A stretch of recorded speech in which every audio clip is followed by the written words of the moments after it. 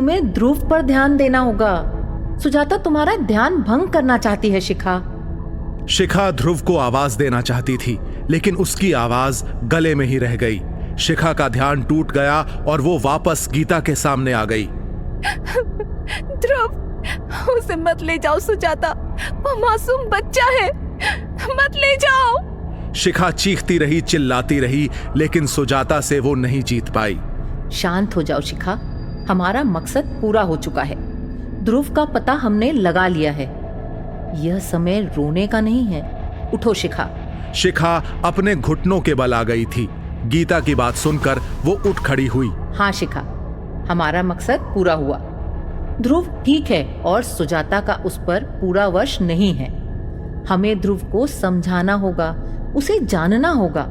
अगर हम सुजाता से एक कदम आगे नहीं रहे तो सब कुछ गवा बैठेंगे।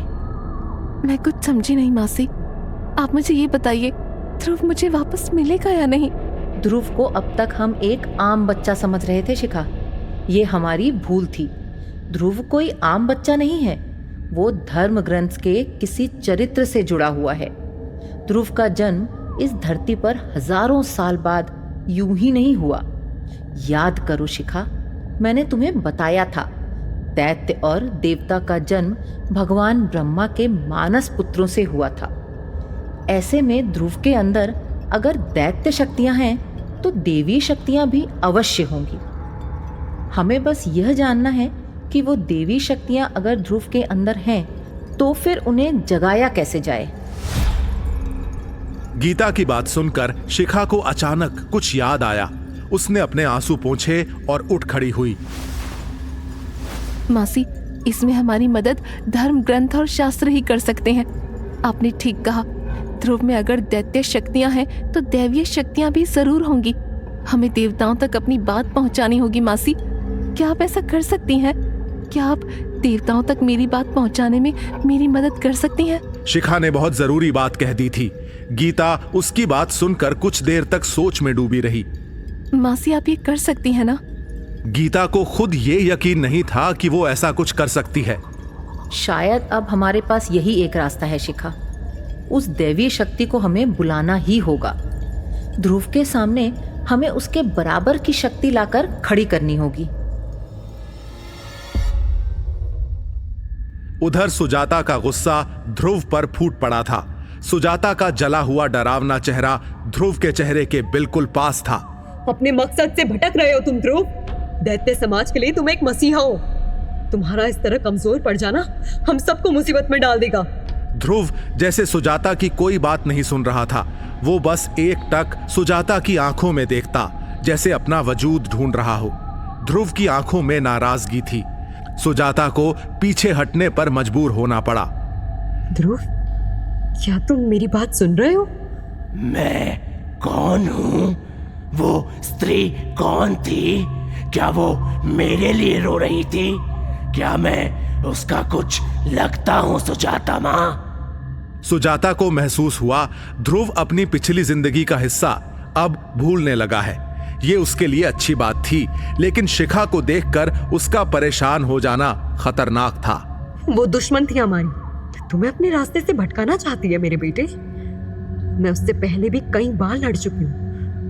वो देवताओं की मदद से तुम्हें खत्म कर देना चाहती है। मैं समझती हूँ अगर जल्दी तुम्हें उससे बचाने का तरीका नहीं ढूंढा गया तो शायद तुम अपनी पहचान हमेशा हमेशा के लिए खो दो। लेकिन वो रो क्यों रही थी? उसे क्या तकलीफ थी? मैं उससे बात करने जा ही रहा था कि आप वहां आ गई। वो छल था उसका। तुम्हें अपने पास लाने के लिए उसने जाल बिछा रखा था मेरे बच्चे। मैं अगर समय पर वहां नहीं पहुंचती तो ना जाने वो तुम्हारे साथ क्या करती। अगर ऐसा था तो मैं उसका सामना कर सकता था। उसके किसी भी हमले का जवाब मैं दे सकता था सुजाता माँ। फिर आप मुझे यहाँ क्यों ले आई? मेरे मुंह से कोई एक शब्द निकला था? मुझे याद नहीं आ रहा है। मैंने उन्हें पुकारा था, मैंने उनका नाम लिया था। शायद माँ। सुजाता की चिंता बढ़ने लगी। ध्रुव अपनी माँ को भुला नहीं पा रहा था। उसके मुंह से मम्मा सुनकर ध्रुव की आंखें हैरानी से बड़ी हो गई। लेकिन मेरी माँ तो आप है ना, फिर मैंने उस स्त्री को माँ क्यों कहा? ये कोई पता लगाने वाली बात नहीं है ध्रुव, ये सब उसकी चाल का एक हिस्सा है। तुम इस समय कमजोर हो, लेकिन अब मैं उस शक्ति को तुम पर हावी नहीं होने दूंगी।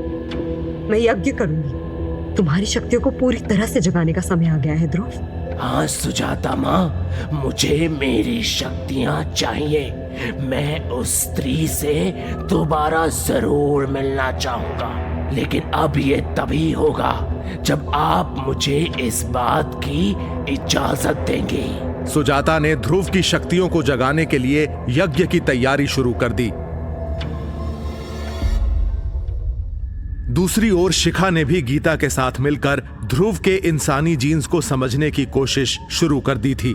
शिखा, किसी इंसान के जीन्स को समझना विश्व की सबसे बड़ी कला है, लेकिन हमारे लिए मुश्किल यह है कि ध्रुव के अंदर इंसानी जीन्स से ज्यादा दैत्यांश जीन्स हैं। उसे समझने के लिए हमारी इच्छा शक्ति का मजबूत होना बेहद जरूरी है। क्या हम इतने पावरफुल हैं मासी? मैं नहीं जानती ये कला मुझ में है या नहीं, लेकिन हमें इसकी जरूरत है। इसीलिए मैं एक विधि करने जा रही हूँ। ईश्वर हर तरफ है, वो हमें देख रहा है, हमारी जरूरत को समझ रहा है। लेकिन अगर हम अपना मन ईश्वर से जोड़ने में कामयाब हो जाएं, तब शायद वो हमारी मदद करने के लिए यहाँ आए। ईश्वर को हमारी मदद करनी ही होगी मासी। हमें किस तरह करने वाले हैं मासी? हमें अपनी आत्मा की शक्ति को मजबूत बनाना होगा। जब हम ये विधि कर रहे होंगे, तब ध्रुव की दैत्यांश शक्तियाँ हमें रोकने की कोशिश करेंगी। हमें ईश्वर की ओर ध्यान लगाकर दैत्यांश शक्तियों को खुद पर हावी होने से रोकना होगा। मैं इस लड़ाई में आपके साथ हूँ मासी। मैं भगवान की भक्ति से तब तक नहीं उठूंगी जब तक ध्रुव की मुक्ति का मार्ग नहीं दिखाई देता। मेरा जीवन मेरे बेटे से है, उसके सिवाय मुझे दूसरा कोई लालच नहीं। अगर आज ईश्वर ने हमारी मदद नहीं की तो सुजाता ध्रुव से न जाने कौन कौन से पाप करवाएगी। शाबाश बेटे, ये आत्मविश्वास बनाए रखना।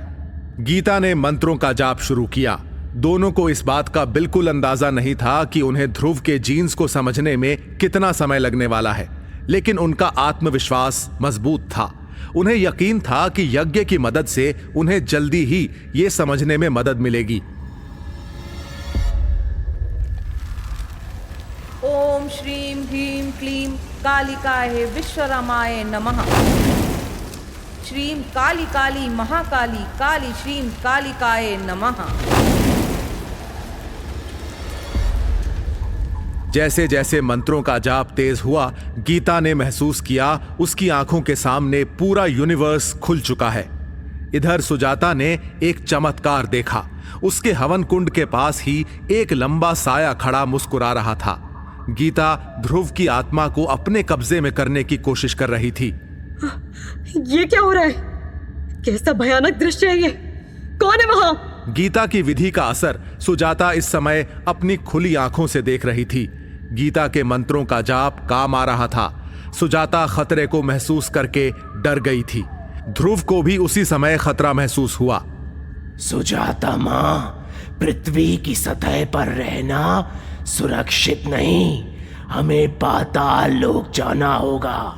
हमारे लिए उससे बढ़कर सुरक्षित जगह दूसरी नहीं हो सकती। अगर आप ये विधि वहीं करें तो अच्छा होगा। सुजाता ने ध्रुव की बात पर गौर किया। ध्रुव की काली शक्तियों को मजबूत होते वो देख रही थी। तुम ठीक कहते हो ध्रुव, हमें अब पाताल लोक नहीं जाना चाहिए। मैं जानती हूँ ये सब कुछ क्यों और किसके इशारे पर हो रहा है। देवताओं ने मनुष्यों का साथ देने का मन बना लिया है। उन्होंने युद्ध शुरू होने से पहले ही अपना असली रूप दिखाना शुरू कर दिया है। आजकल इन मनुष्यों पर बहुत दया आ रही है। अपनी ये दया बचा कर रखना देवताओं। आने वाले समय में ये मनुष्य के बहुत काम आएगी। चलो बेटा।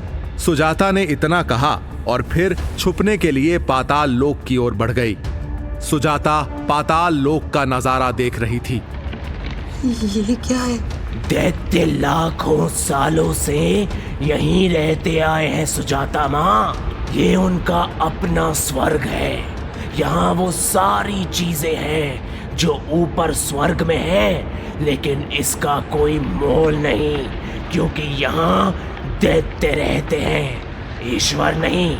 आइए मैं आपको अपना घर दिखाता हूँ। सुजाता हैरान थी। ध्रुव उसे पाताल लोक यूं घुमा रहा था जैसे सालों से वो यहीं रह रहा था। वो सुजाता का हाथ पकड़कर एक एक चीज उसे दिखाता और उसकी खासियत के बारे में बताता। शिखा ने महसूस किया कि स्वर्ग में भी ऐसी सुविधा का मिलना मुश्किल है। इसके बावजूद दैत्य कीड़े की तरह जमीन के नीचे रहने पर मजबूर थे। इन मायावी चीजों का होने का कोई मतलब नहीं है ध्रुव, क्योंकि ये धरती के ऊपर नहीं, धरती के नीचे है। सम्मान उसका होता है जो ऊपर है, जो दिखाई दे। मैं ही स्वर्ग को इन सब चीजों से भर दूंगी। नहीं सुजाता माँ, स्वर्ग से हम कोई चीज यहाँ नहीं लाएंगे। स्वर्ग मुझे बिल्कुल उसी रूप में चाहिए। बस वहाँ रहने वाले देवता नहीं, बल्कि हम दैत्य होंगे। अभी सुजाता और ध्रुव स्वर्ग पर कब्जा करने का सपना देख ही रहे थे कि पाताल लोक में भी तबाही शुरू हो गई। जिस पाताल लोक को निहारते हुए सुजाता की आंखें थक नहीं रही थीं, वो किसी पुराने मकान की तरह टूटकर गिरना शुरू हो गया था।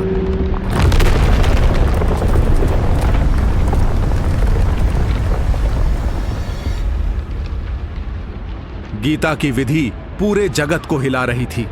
ये सब कुछ गीता की वजह से हो रहा है। हमें गीता को रोकना होगा, वरना वो सब कुछ बर्बाद कर देगी। ध्रुव, सुजाता की बात सुनकर ध्रुव गुस्से से बौखला उठा। इससे पहले कि वो कुछ करता, देखते ही देखते वो एक बार फिर छोटा बच्चा बन गया।